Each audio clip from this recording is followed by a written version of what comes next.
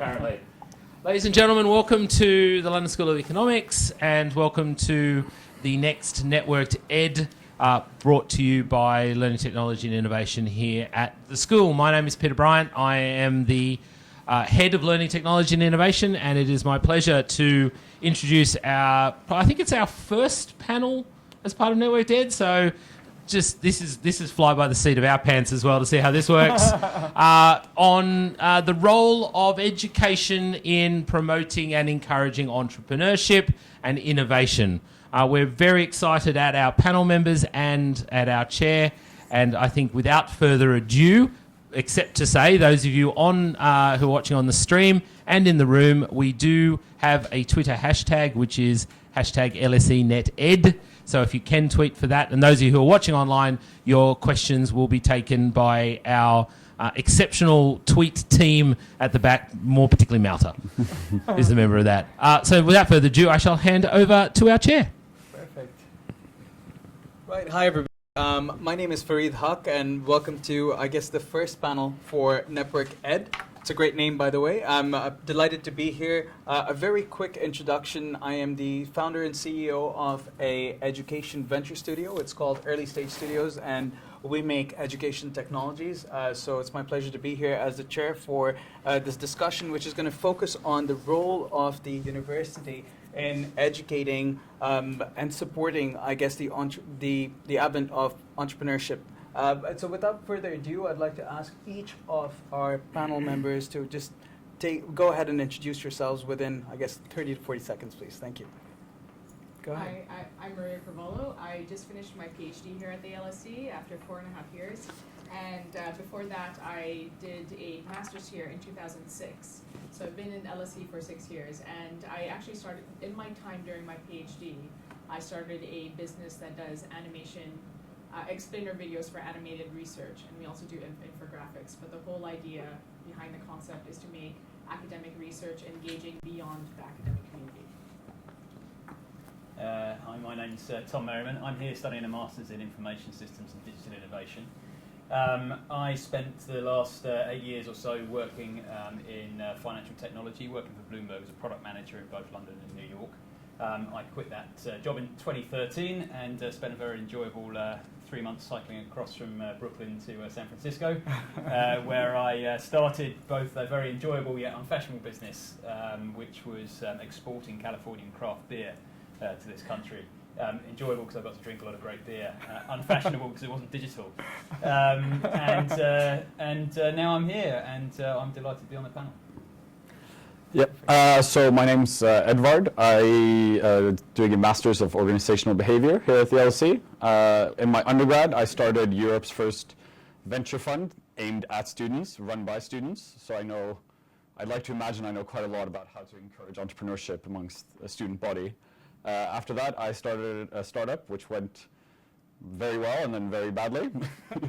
So that didn't work out that well. So I also know how to fail. Awesome. Yeah. Thank you. Freed. Hi, I'm Roman Thompson. I'm disgracefully young compared to my fellow panel members. I'm just a second-year undergraduate. When I got here, I was like immediately pushed towards finance careers. I was like, okay, but what if I don't want to go into finance? And I was thinking maybe other people are kind of going through this. So I co-founded the LSESU Technology Society in order to educate people about the other opportunities available out there. And I am Arseny Gladkov. I just graduated from MSc Management Information Systems and Innovation. So I think it's Tom's program. Yeah. And during this program, I actually started like a next generation personal learning environment that began as a project during a course, and then it became my dissertation, and now I'm actually trying to run it for real. So I also just won as one of the winners of LSE Generate, and got a bit of funding from that, so that was nice. Fantastic. So welcome everybody. I think I'd like to keep it fairly interactive with the audience as well. So this shouldn't just be about us talking to you. please feel free to jump into the debate. If you feel strongly, just raise your hand and jump in. And I'll call upon whoever needs to basically take the mic, because we only have one. So I'll sort of chuck that at you when we're ready. So I think we'll start perhaps with a little bit of scene setting, because there's a lot more that's happening in the US. You mentioned the very first fund here, early stage fund that was investing in student entrepreneurship. In the US, there is a dorm room fund, and there's plenty of other sort of university venturing activities that are happening. Can I just ask the panel to talk a little bit about the role of finance as a motivator, or I guess as a lever that actually allows you to undertake what you need to take? And do you think, firstly, there's enough of it? Secondly, do you think people actually know how to find it? So if you could start perhaps with Maria, and then we'll go around and just ask the other panelists as well. Go ahead, Maria. I think actually one of the big things I think about students and doing entrepreneurship is actually learning how to step out of the box. And the reason why I say that is because I don't think students realize that there is funding out there. And as a master's student, I definitely didn't know that. As a PhD student, I actually worked a lot with LTI and a lot of different endeavors. And luckily through actually literally just stepping out of my PhD room to go into the LTI office and say, hey, I have this idea for a networking tool and I think we should do it. They were really supportive, and I've seen that in so many different places, whether it's with the library on my own PhD research. There's a lot of people who are willing to help you, and it's just a matter of keeping your eyes peeled. And so also with LSE Generate, with LSE Careers, I found that there are funding opportunities. It's just that a lot of people expect, if they have an idea, that the resources will come to them, or if they don't see it in the initial step, they think it's not there. And what I would argue is that yes, it is there, and it's just a matter of looking out and starting to talk to people, which for whatever reason, it's a concentrated campus and students aren't willing to go to those places. Interesting. Can I just ask, for the benefit of our viewers that are not from LSE, that if you do end up using TLAs, three-letter acronyms, please do explain what those are. Sure. So what is the LTI, please? It's the Learning Technology and Innovation Center. Now that used to be CLT when I was earlier in my PhD, which is the Center for Learning Technologies. Perfect. But it's, Thank you, Maria. Yeah. Go ahead, Tom.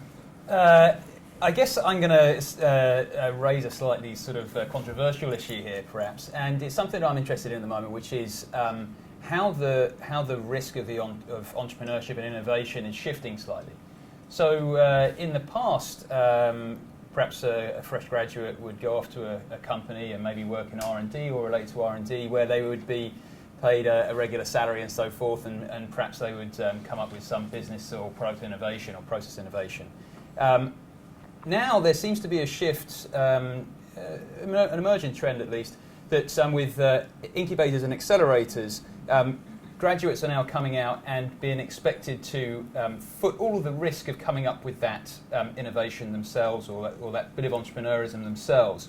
And the people who are benefiting from this ultimately are the people who are providing the funding and looking for the winner because they want the buyout. Now, it's okay to transfer that risk, but we have to think about what that's going to do for long-term innovation. Things like the transistor, I think we all know the story there, that it took a very long time for that particular innovation to be discovered or come up with, or whatever the correct verb is. If a venture capital guy was funding that, would they want to stick around for 10 years whilst that was properly developed? Fair point. So it was how much, and is it available enough? Yes. So we took the stand that we gave out money, that sums that nobody else cared about. We gave out less than £1,000 to every idea in our venture fund, or you could call it a venture fund, but it was almost like a bursary fund for them to mess around for a bit. But the biggest benefit we actually saw was that someone believed in them, that we gave them the confidence to actually go through with their idea, and it did do something that they actually thought, well, £1,000, now I actually need to go do it. Now I can't piss around and procrastinate anymore. Now is actually the time. And so I think, the sums in that case weren't very significant, but in terms of availability, that is context driven. It's who you know, that's how you get the money. And so that is more available. It's, you have AngelList, you have all these websites that help you out, but it's still a game that has to be played. That's interesting. I'm going to come back to you on that one and possibly challenge you because of crowdfunding. So we'll, Oh, yeah, that's we'll, true, we'll that's hold true. on I to forgot that for a about that. second. But let's move on. Go ahead, Roman. Well, I think it's no secret that most students don't have much money of their own, so it's not like they're going to use their own money to finance their project. And similar to what Maria was saying, if you don't know what funds are available, which is, I think, is quite significant now. There's a lot of VCs, there's a lot of accelerators. If you don't know it's out there, that's a barrier to the great idea that you might have. So, But do you see this the role of the university in helping signpost those sources? Do you think that's important? I think it's very important. If the university can help its students get in touch with people that can fund their project, then these projects will start becoming more commonplace. Fascinating. Arsene? Yeah, I actually have some friends who started a year ago before me, and it is their view, and it is also sort of my view, that it seems that London as an environment is actually quite risk averse. So sort of it's a big money city, but in terms of actually financing the kind of the small incumbents, it's actually probably performing less well than, say, California or something like that. It could be almost a mentality thing. That said, though, coming off what was said already on the panel, I think the opportunities are there. And first of all, within the university environment and LSE specifically, you can get some pretty great contacts, and you can also get a bit of funding, which works well to validate the idea. And this is something that happened to me actually, like just 2 months ago. And secondly, there's from my experience, you have to actually get out there, network really extensively outside the university to get those crucial contacts, who will then lead you to the real finance opportunities. And this is something that's been really happening to me. So you have to meet people everywhere, and at least they will guide you and tell you, what to do. So that's you have to make the most out of really being in London, and that it will both be helpful to be part of the university environment and also get yourself outside of it. Interesting. So one of the things I've always loved about LSE is the number of nationalities that come to school here, and I think that's fairly easy if you come out into the Commons and have a look around. But right on the panel, I think you have a couple of Canadians, somebody from Russia, and also someone from Norway. So one of the question I guess I'm going to ask is around culture, and how important culture is in actually allowing you to take those risks, and whether you feel that LSE is working towards that culture. Does that culture already exist? I'm going to start with Tom and just perhaps ask you to weigh in on that. Yeah, it's interesting you asked, because when I saw the initial questions for this panel, one that struck me was, what has been an influence on your sort of entrepreneurism? And having spent a wonderful sort of 12 or 18 months in San Francisco, I can say that not just the sunshine, but actually the wonderful entrepreneurial culture that's out there has a real impact. You go into cafes, you go into bars, just walking along the street, I wouldn't say you feel a buzz, but everyone when you overhear a conversation, it's about some startup or someone who's working for a tech company and they've got some new bit of technology they're thinking of launching. It's really interesting. And it's that energy, that dynamism is very compelling. You feel that it is the right place for you to take a risk to develop something. I think LSE is working on that, but I think there's much more that can be done. But I think it's key. I know there's a lot of discussion about whether or not you can teach entrepreneurism. I don't think I can contribute to that, because it's a very wide debate. But actually creating a culture whereby it's not frowned upon, or it's not thought rare even to say, well, actually what I'm going to do is just start something myself. And you're not thought as a maverick or as someone who's a little bit weird. I'm definitely going to come back to teaching entrepreneurial skills in a second. But Maria, as someone, I guess, who moved over here from Canada, what do you think about culture back in the land of the maple versus where you are right now? Well, I actually grew up mostly in Saudi Arabia. So Damn it! I will say something about Saudi Arabia. For whatever can be said or done, I've met some of the most amazing entrepreneurs in Saudi. And I think the thing about an entrepreneur is someone who's solutions-based and has a mentality of being solutions-based. So when I say some of the most amazing entrepreneurs, from my point of view, were women. And I met a lot of business women in Saudi Arabia. Almost sounds like an oxymoron, believe it or not. These were tough women who actually figured out how to work around the challenges but still believe in the idea. So I'm gonna leverage on that, I would say entrepreneurs are solutions based. Now, as a teacher at LSE, and I also worked at the LSE Careers, and I was a CV consultant. So when we're talking about culture, and at least within the LSE, one of the things that has been frustrating both as a teacher, and ironically, I'm not speaking on behalf of LSE Careers because I think they do an amazing job. But one of the things that struck me was sort of the tunnel vision towards a graduate training job and how it's fostered within the organizational culture of LSE. And I would say it's not necessarily by the school. Right. A lot of people say, oh, LSE is the feeder school for banks and things like that. And they would say, but you know, I teach at LSE 100 and we're trying to get students to get engaged with these huge topics which will matter to them. Everything from climate change to understanding about nations and nation states. And I really like my students. One-on-one, they're great. But in a classroom setting, you can almost see this organizational culture of, this class isn't something that's worth my time. And so they don't engage and they're not willing to step out of the comfort zone. And for me, I think going back to this idea of entrepreneurialism is about stepping out of your comfort zone. It is about getting out of the tunnel vision. And it is about being solutions-based. And if you don't start having your mind trained in that way, which ironically enough, I think the social sciences actually challenges you to do. Yeah. But something about literally in their second week of their university career, having students come to you talking about spring week, Right. as a teacher is a little amazing. I didn't know what a merger and acquisition was until I was 22. The fact that a 17-year-old knows it is astounding to me. Sure. And I don't know if it's encouraging or not, because yes, they have to get a job, but it's just these years in university are formative, and not figuring out what you love doing at a time when it's relatively risk-free. I mean, it's not like you have £1,000 to raise or your business. It's Yeah. frustrating. Sure, I get that. Yeah. Roman, you mentioned that you came over here and you were sort of being shepherded towards the I guess the more traditional sort of route of finance jobs and so forth. Can you tell us a little bit about again, it's probably cultural, but can you tell me more about how you felt? And again, as someone who's just sort of coming into the system, what do you think LSE could have done differently to let you explore more, perhaps? It was a shock, as I did know before that sort of thing did happen at LSE. I just didn't expect it to happen so quickly. I think it is getting better. I think LSE is doing a lot of things that make the university culture a bit more diverse, especially with regards to careers. LTI does that, LSE 100 does that, and it's something I'm hoping to do with LSE Technology Society. I'd say the culture is very important. I've always thought that who you are and how you act is a reflection of the sort of people you hang around with. And if you're hanging around with people who are only going to finance, you may feel pressured to go into finance.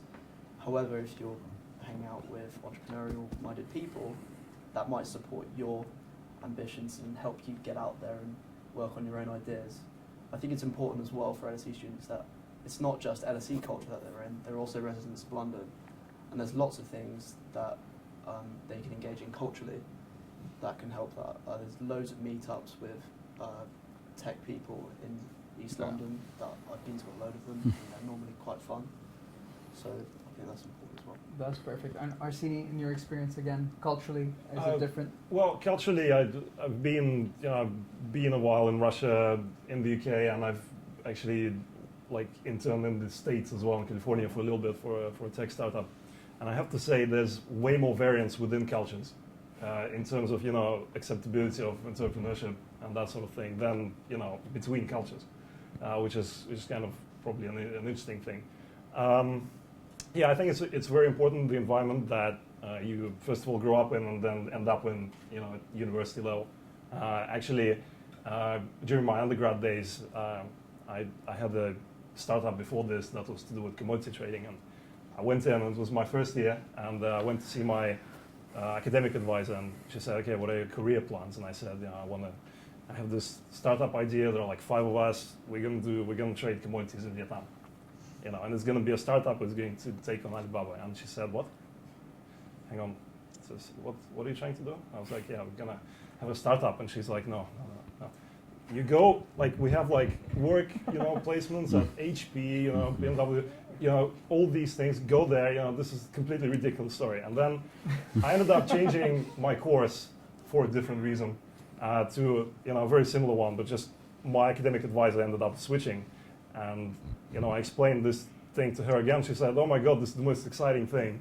This is wonderful. And, so that's kind of, within one university, within one business school, you get this variance. And it's very important kind of almost to be lucky to hit that, and get this sort of support. And if what that taught me is if it's not forthcoming from your, immediate surroundings, go and look for it, because, it is there. Now, in terms of, the, London and the UK, so on, it's, I'd say, it's pretty corporate, and it's probably a good thing.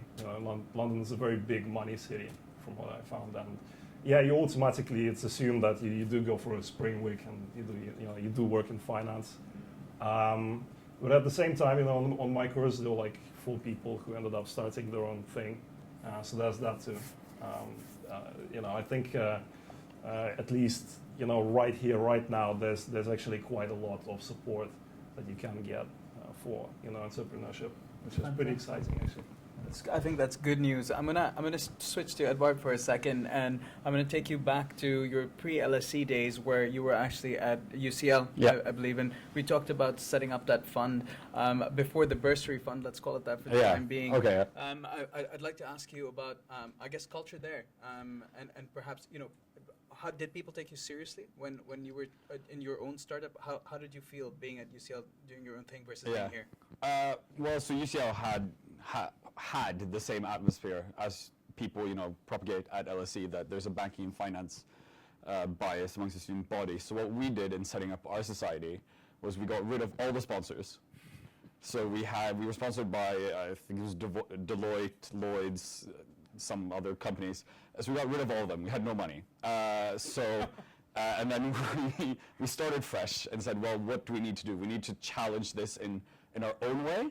And so we did come out with an attitude that a lot of people didn't like. So when people talked about, I want to get a job in finance, our reply was, well, we can't wait to hire you for our IPO. That'll be great. Or like, why do you want to work in a bank? Do you like handling money in Excel sheets? Then, that was the attitude we came back with, which a lot of people didn't like, but it did grow us to be 2,000 members. So it did work.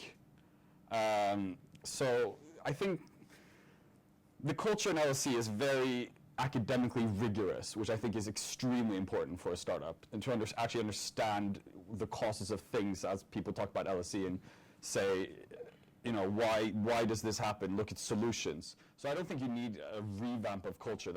I study organizational behavior. I know that's one of the hardest things you could possibly do in an organization. I think there's a tweak that's needed, if I'm going to be honest. It's interesting. Yeah.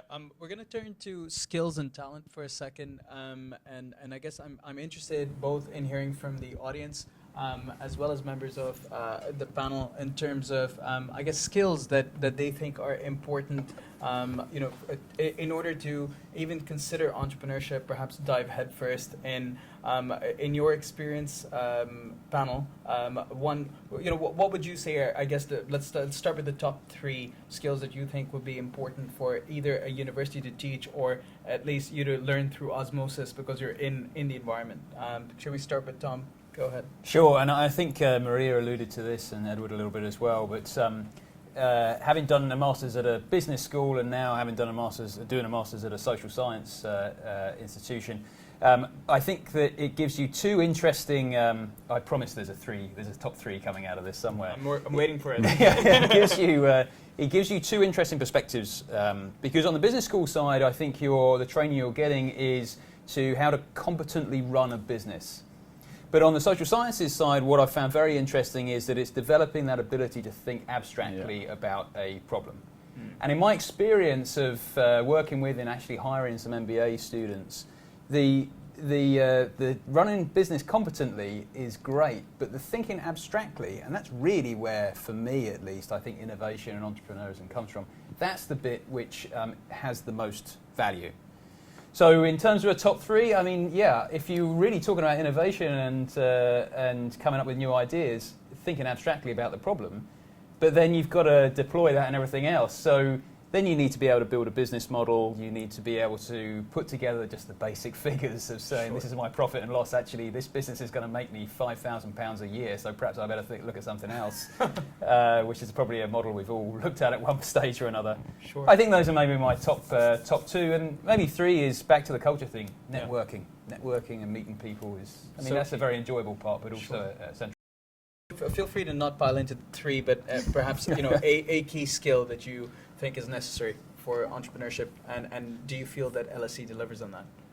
If I were to just kind of creativity, guts, and drive, same thing, either think abstractly in a big picture sense, being able to look back and see what are the moving parts, what's missing, why is this problem there, what could be, and it kind of goes with what Abraham Lincoln says, today's problems are not solved by yesterday's solutions, it's actually thinking anew. So being able to think of new things, and it takes a lot of observation to be able to start connecting the dots, and you're either the visionary who's able to do that, or you're the person who follows through. Sure. And as for LSE, I'll go back into, I actually think I've worked with, as a PhD student, you can go into tunnel vision very quickly. Your PhD is everything.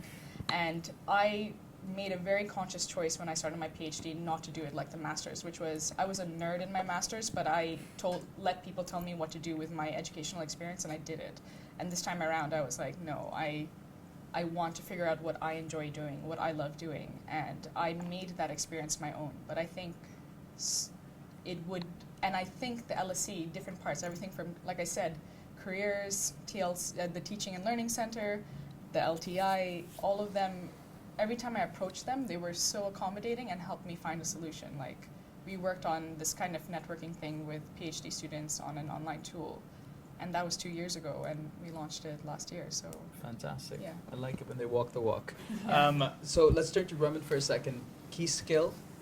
I think that being outgoing, we've talked about how important having some muscle when it comes to networking is, when it comes to founding your own startup and pitching it to VCs and the like. So that's very important. I think LSE and all universities pretty much do that quite well. It does, when you come to university, it's a completely new environment. It forces you out your shell a little bit and puts you out your comfort zone, which is important in a brand new project that is quite scary at times.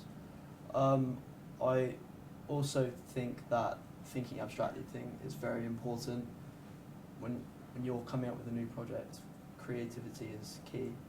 And if you can pitch that to someone and relate things that in a way that people don't really think in, that's going to create something disruptive. I mean, we didn't know that we wanted to spend a hungover Sunday binge watching an entire season of Game of Thrones, but someone came up with it, and now it's a huge thing.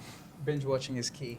Arsene, that's definitely not a skill, though. Yeah, I would say there are like two key sets of skills that you should actually have. And the first thing is you have to know your field, just sort of task-specific skills.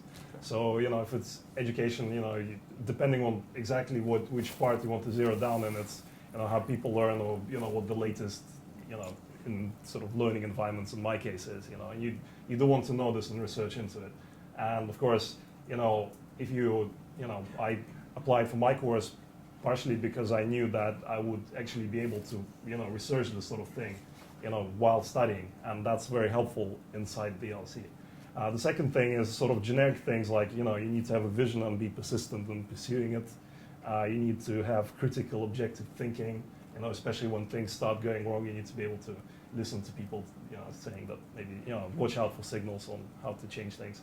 And, you need people skills like delegations of task and communication and teamwork.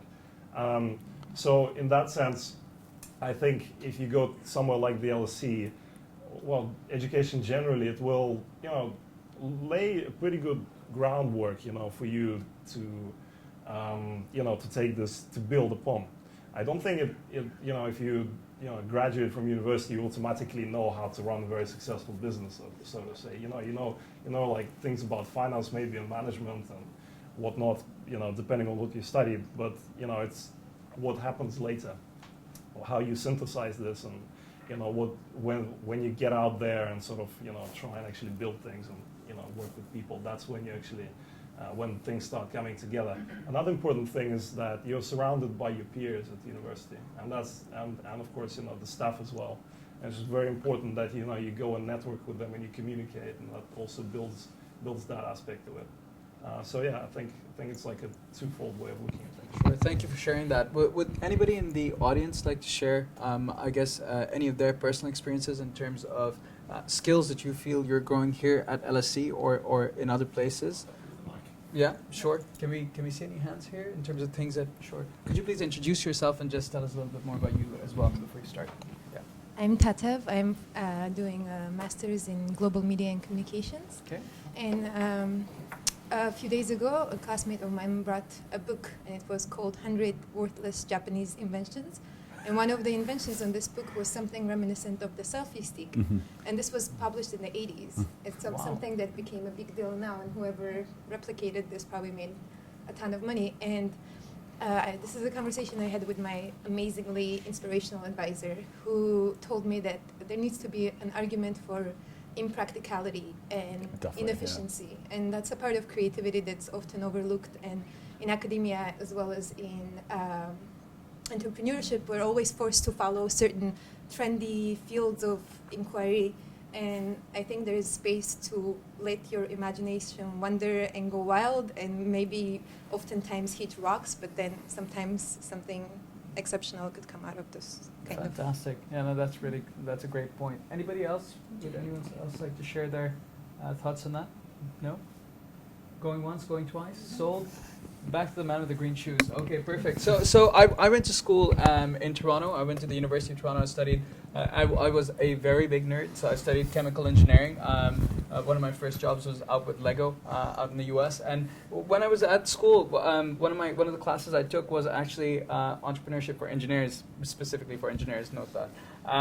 And my professor, his name is Joseph Parody. If you're watching, sir, I love you. I think the amazing thing about this guy was that he actually made his money in IT for banking very early on. I don't think he was teaching as a job. I think he was teaching because he really loved to teach, and he took many of us in that class through a very interesting journey, which ranged from wondering why he always wore the same clothes to class. He had many pairs of the same things, I found out later on. But the key thing that I learned there was that actually he was teaching entrepreneurship in a particular way, and that way was about building these, building business cases, or building these, what we would now consider to be a pitch deck.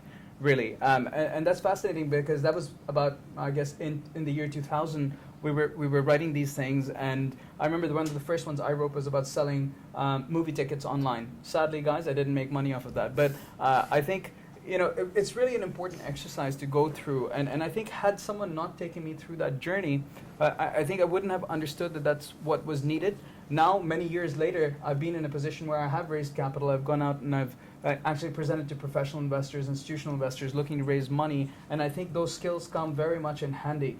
So I guess the conversation I'm going to segue into now is about teaching of entrepreneurship at universities. And we'll start with, and I don't want you to keep this just to LSE, I want you to think broader than that, because I think there's a very big debate, as you say correctly, around whether entrepreneurship can be taught or not. I think there are some things around risk, and many things can be taught, even creativity. But I would love to hear from the panel about their experiences around teaching entrepreneurship or being taught. Both I think are important. So let's start with the educator in the room. Maria, please. There have been different ways. I will say this, in terms of teaching entrepreneurship, I'll just stick to the idea of either risk or being original in your thinking.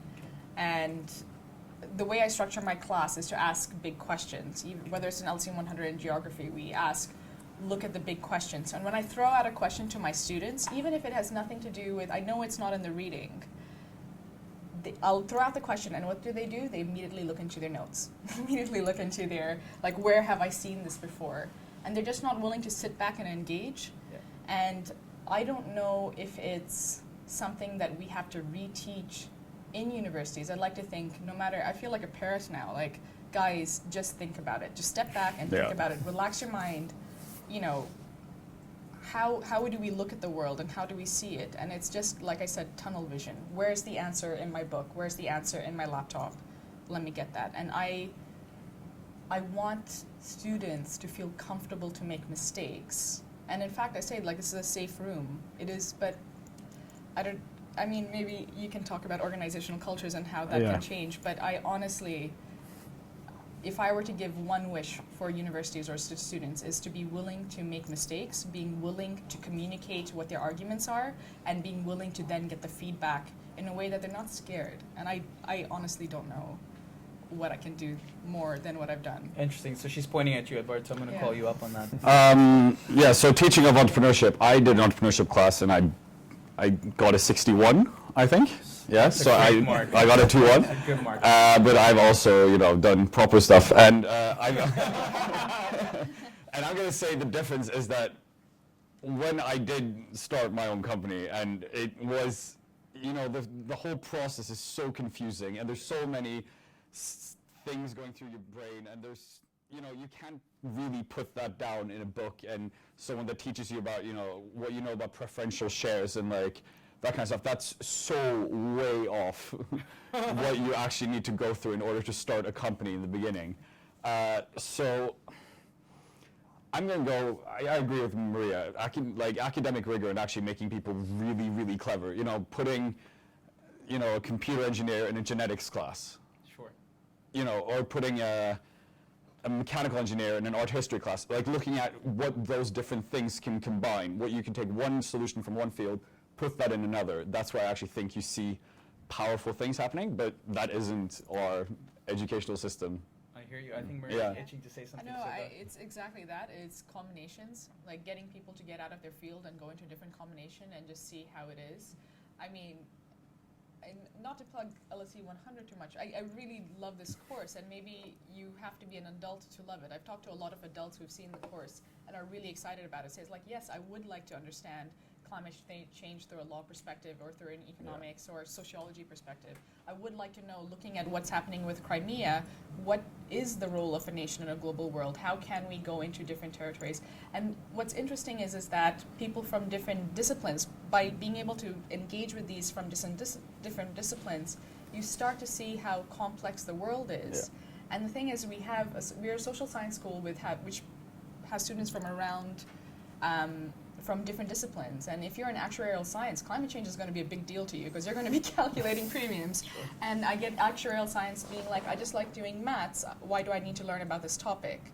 And for me, that is the thing that having students to realize that the world, when you graduate, you're not going to always be engaging within only economics. Even if you're in banking, you're going to have to do due diligence and you're going to have to deal with law.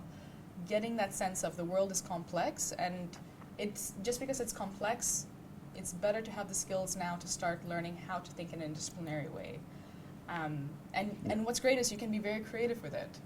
So I think you're calling that a skill, which is interdisciplinary thinking, which is I think very important. We had a question here from the audience. Please, if you could introduce yourself. Sure. And go ahead.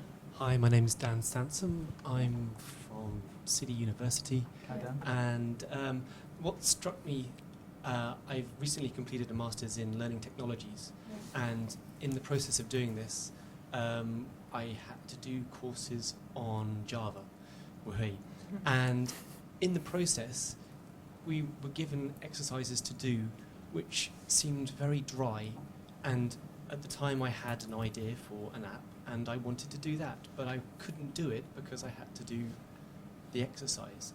So my kind of point is that sometimes I feel that educational systems have a straitjacket, and it's something that I've come across regularly through my career at universities, that you have an assignment brief, and heaven forbid that you want to possibly do anything that possibly goes outside it.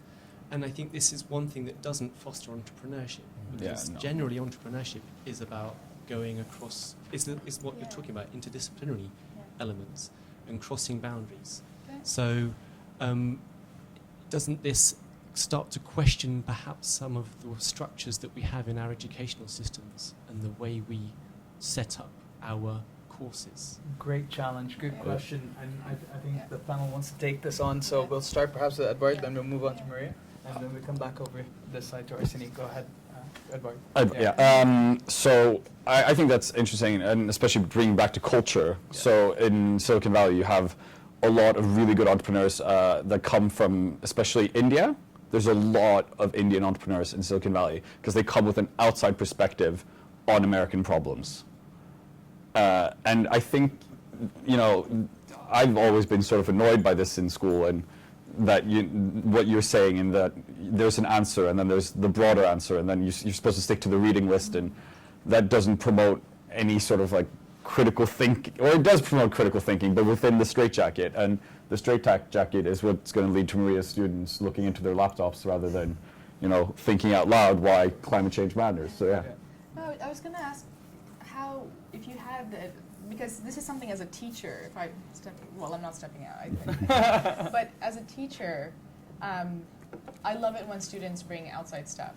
I'm constantly asking them, think about where you come from, and does it matter? Like, and students, I mean, literally, like, the last class in LC 100 was, think about where you come from. How does your country exhibit nationalism? What are the times? And no, like, literally, I had one class, and I had an incredibly diverse, seriously, all 5 continents were covered. And they just wouldn't answer. And I don't know, I agree, I completely agree with you. As a teacher, sometimes I can feel myself self-reflexively looking for an answer. I ask an open-ended question, and the students look at me blankly. And I think it's a fair point. But when students, I get very, I may be a different, I don't think I'm a different type of teacher. I get very excited when students do give me something original. And if they wanted to talk to me outside of class to discuss that, I'd be happy to. But it's very rare that happens. And I don't know. One of the things I've started doing is having my meetings in cafes. I think it's just I like the intellectual atmosphere of cafes. I like the social aspect of cafes. But I don't know, and it is a thing that takes over time, but when you presented your idea that was out of the box, how did people respond to it? In the end, I did it as my master's dissertation. So Oh, okay. I found a way to do it.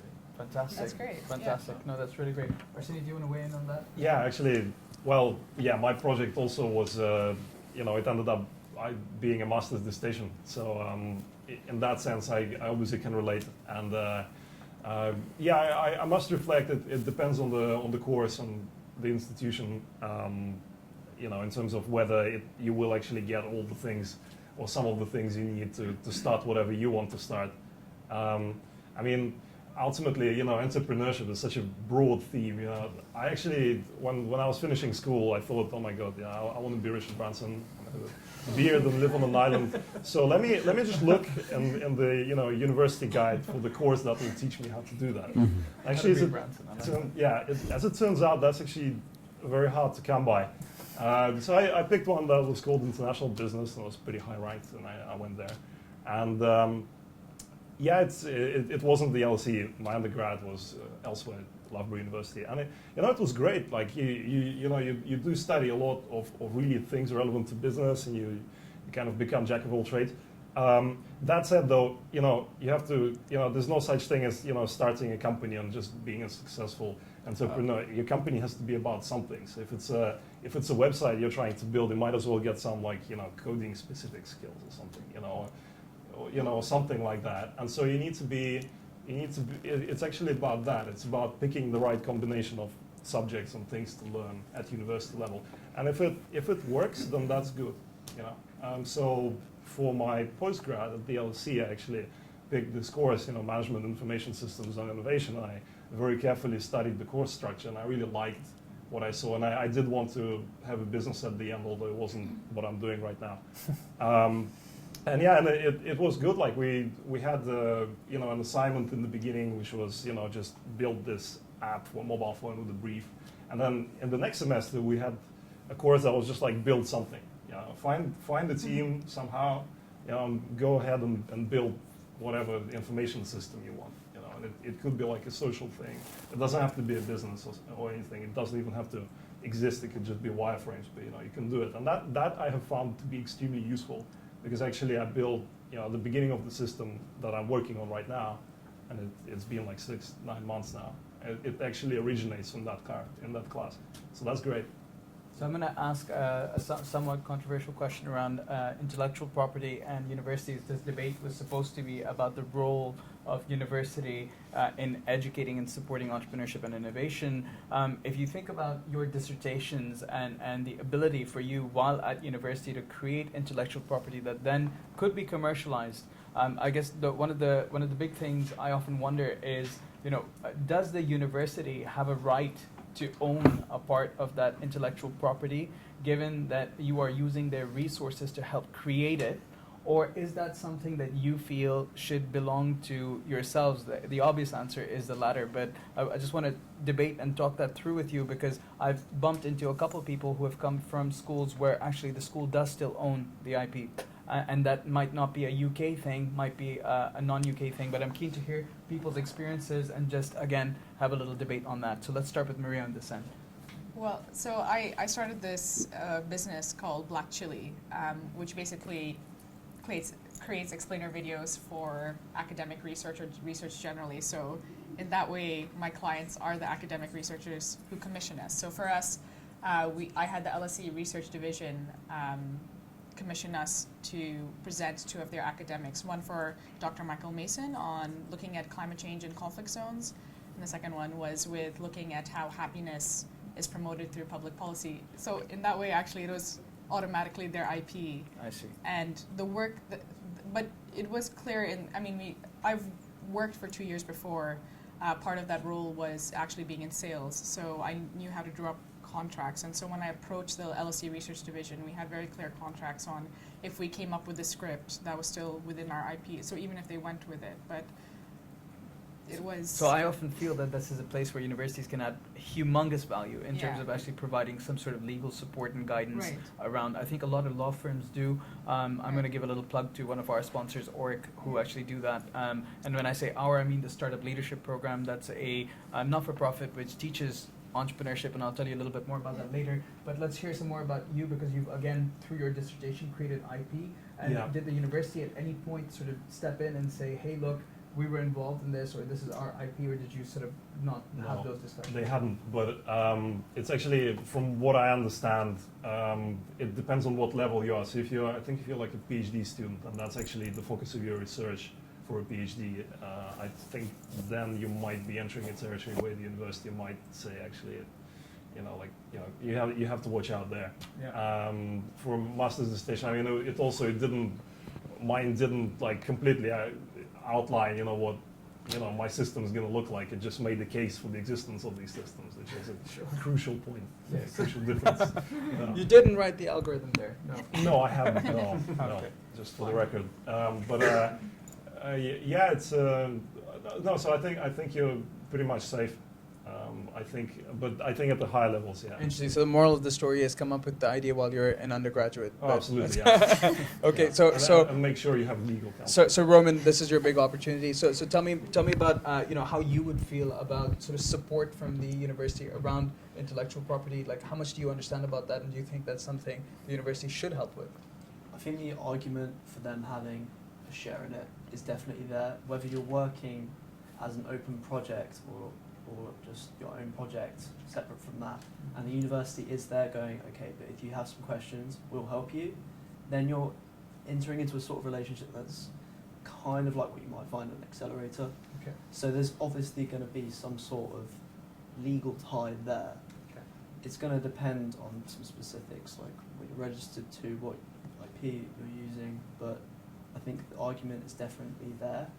I'd like to think that universities wouldn't pursue it if it was if it was to develop into a profitable business. Yes. I'd like to think they wouldn't develop, because I mean that would restrict entrepreneurship at the university if they know that the university will help them and then screw them out of a lot of money. Yeah, well, I think there's this concept in venture around smart money and money that can add a lot more value than just the actual cash itself. And in the case of universities, certainly if you think about organizations like the LSE, when you think about education technology, this is very smart money, right? So who could help you commercialize your product better than a university to start with? I think the question always becomes, when you go beyond the LSE and when you look for competitive situations, how open are they to sort of taking that outside and not having the name of the university sort of attached to that product and so forth. So there's lots of things to consider. I'm going to switch briefly to the role of technology. I think you'd started talking about how coffee shops and the I guess the culture of a coffee shop is great in terms of nurturing discussion and so forth. I completely agree with that. I think virtual coffee shops are now MOOCs. So it's what's very interesting is a lot more teaching is happening through these massive online open courses. So there you go. There's the not the 3LA but a FLA, four-letter acronym explained.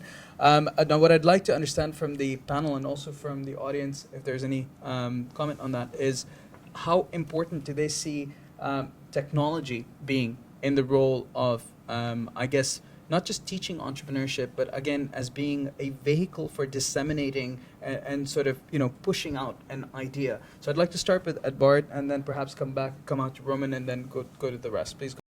I think something like MOOCs are very powerful. No one has really figured them out yet because their completion rates are pretty abysmal. Yes. They're on 1% or 0.5%. But that's also because people test them out. I think they're great, honestly. Did you complete the last course you took? No, I've never even started one. I think it's extremely powerful, and I of all things, I went for a job interview at Facebook in Dublin right before Christmas, and they said that one of the reasons they have a headquarter in Europe is because it's so much easier to get a clever engineer from Kazakhstan or Angola to get a Schengen visa than to get a US visa. Wow. Okay. Very interesting. So there's a corporate tax rate of 6% that also helps putting it in Ireland, but they needed a Schengen place to bring their engineers into. And so I think the computer is amazing, like especially the smartphone, the potential you have in there, and I think we'll only see this grow bigger, honestly. Absolutely. So yeah, that's mine. Interesting. Roman? I think technology is hugely important in being able to develop and push out your idea. It's a medium through which to research your idea, find out if there's any competitors, collaborate with the people working on your project. And technology startups, I think there's so many of them because it's so easy to create one. It's not like you're creating a hedge fund and you have to raise capital through pension funds and stuff. If you know how to code, you can create something amazing with relatively little money. Or you could just ship wine across, right? Beer. If I ship wine, I might have made some money. This is where you missed it. You were in Napa Valley and you missed the wine trail. Okay, so Maria, on education technology and the role it could play potentially. Honestly, I think one of the best things about the 21st century is the ability to search for something you're passionate about. And it isn't about completing a course. For me, like, I have a regular thing that in the mornings, I haven't done it lately, but I wake up in the morning and one of the things while I'm eating breakfast or getting ready is just to listen to a TED Talk. Oh, wow. And I will pick one at random. I'll see what's there. If I feel like I want to learn more about happiness, and then I'll learn. And the thing that's great about it is it's just one thing. And if I'm interested in it, I'll look at the next thing. And I don't think with MOOCs, I think I love Khan Academy. If you ever get the chance to read One World Schoolhouse by Salman Khan, please do. It's really does change the way I even think about education. But, and despite my loving of it, I wanted to learn just one thing within algebra. And the next thing I knew, I kept on getting all these emails about complete this course, and it annoyed me. Right. If I decide to go out of my way to learn something new, I'll learn it, and I don't need someone to tell me to complete it. Then it becomes a bit too standardized and rigorous. I really like the 21st century of, if I'm interested in something, I'll go out and find it, and you can. And being able to foster that without putting some sort of big brother pressure is important. 2 words, Maria, junk mail. Well, like, I agree with Maria, but I'm disappointed in myself how much time I spend, looking at cats. Yeah. When I have all the information on the planet in my pocket, and I just look at everything. I don't know how this relates to kids necessarily, but I sit on Reddit and just to get us back on track for a minute, I would say in terms of technology, I know actually cats is obviously very popular here. This means the video will be very popular online, of course. We just get a cat on the table, that'd be great. I think what technology is doing is obviously lowering transaction costs, but it's doing it across every single industry, and that means that the value chain or the supply chain is fracturing into tiny little pieces so that lots of different new entrants can get in there and do interesting stuff. And that's where we all sit in all the businesses that we've launched, not mine admittedly, but all the digital businesses that are getting in there are starting to they're being able to compete with the much bigger firms, and they're being able to select very small parts to get into and exploit that part. And that's the role that technology is playing. That's why we're here. That's why there's so much entrepreneurism around, an excitement around digital technology, and it's justified. It's happening everywhere. Interesting. Arsene? Well, I think we're in the library. There's like a microfiche reading machine somewhere upstairs. And when we say technology, I think we don't mean that. I think it's very precisely the internet and sort of computerized things. I think we're just very early on still. You know, in the process, and we're still kind of getting used to it and kind of waking up to the fact that we're actually surrounded by all sorts of digital services, and in fact, like readings are no longer sort of pulling a journal from the library, but going on JSTOR and downloading a journal. So in many ways, we haven't actually. I don't feel we've actually made fully sort of, we haven't made full use of that yet. We haven't yet understood how to fully use and utilize all this stuff. I mean, even if you look at, most things online still emulate paper, for instance, but it's clearly nothing to do with paper anymore. So things like that. So I think we're at the foot of something extremely interesting, but we haven't arrived there yet. Now, I think my bigger point is the fact that eventually we'll not have this distinction between sort of technology and no technology. This will just be pervasive in education. We're at the foot of it, basically, which is what makes it very interesting. That is very interesting. I mean, I think you just need to spend perhaps a little while walking around India, China, Africa, and appreciate that the vast majority of the people there are not online. And what happens when they do get online? It's going to be quite crazy, right? I'm sure there'll be plenty of website crashes, but along the way. I think what I'd like to do is, I mentioned earlier, and I was going to come back to Edvard and challenge you a little bit about crowdfunding. Yeah. And we talked, when we first started speaking, we talked a little bit about the access to finance, I guess, is an important thing for schools, universities. And what do you think crowdfunding is saying? Well, sort of experiences, and did you ever think about going down that route when you were actually looking at setting up your own businesses? And we're going to start with Arsene and sort of work this way. Well, definitely. And it's something that might still happen given how early stage my business is. Actually, I was lucky enough to get connected to some crowdfunding people who run, I think, Crowdcube or something like that. Yeah. Very early on when I did my first pitch at LSE Enterprise and failed it, but that was a good way to at least get connected to people. There was a great tweet from the founder where he said, being the sexiest enterprise startup, you're still a rice cake. The bacon isn't exactly worried. So, he's an enterprise startup. He does customer service solutions, and, Instagram isn't exactly like, so they're a rice cake, they're a B2B startup, but still has IPO'd on the New York Stock Exchange. Yeah, I'll take money. Yeah, exactly. Yeah. Tom? Well, I think in terms of funding, I think it's great. For those of you who've been following the court case going through San Francisco, different innovation cultures and see what limits the ability to take risk, and also what limits why entrepreneurs would make the choice between either waiting and seeing if an idea works or actually doing something novel. And I'm thinking of crowdfunding it as a postdoc. I don't know if it's ever been done, and there's a lot of ethical issues around that. That's super exciting. I just want to give a quick shout to I guess platforms like Upstart and Student Funder, run by a good friend Juan, who are basically raising money through the crowd for students pursuing various things. So please look at those; they're really exciting. I think about 50 million has been lent through Upstart.